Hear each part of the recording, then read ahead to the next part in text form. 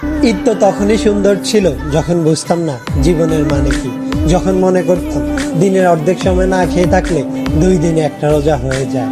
ঈদ তো তখনই সুন্দর ছিল যখন রোজা না রেখেও সবার আগে ইফতারি টেবিলের সামনে হাজির হতাম আর সবার আগে ইফতারি খাওয়া শুরু করতাম।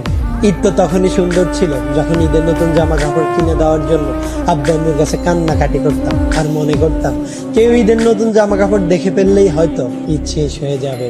ঈদ তো তখনই সুন্দর ছিল যখন অন্য সবাই ঈদের জামা কাপড় দেখে ফেলার ভয় আলমারিতে অতি গোপনে লুকিয়ে রাখতাম। ঈদ তো তখনই সুন্দর ছিল যখন ঈদের দিন সবার পা ধরে সালাম দিতাম আর সালামের জন্য দাঁড়িয়ে থাকতাম। ঈদ তো তখনই সুন্দর ছিল যখন বড়দের দেখতাম তারা কত জায়গায় ঘুরতে যায়, তাদের কত টাকা, আর ভাবতাম কবে জানি বড় হব আর তাদের মতো করে এত সুন্দর করে ঈদ পালন করব। হ্যাঁ, আজ বড় হয়েছে ঠিকই, পকেট ভর্তি আজ অনেক টাকা। ঈদ আজ ঠিকই আছে, কিন্তু হারিয়ে গেছে ছোটবেলায় কাটানো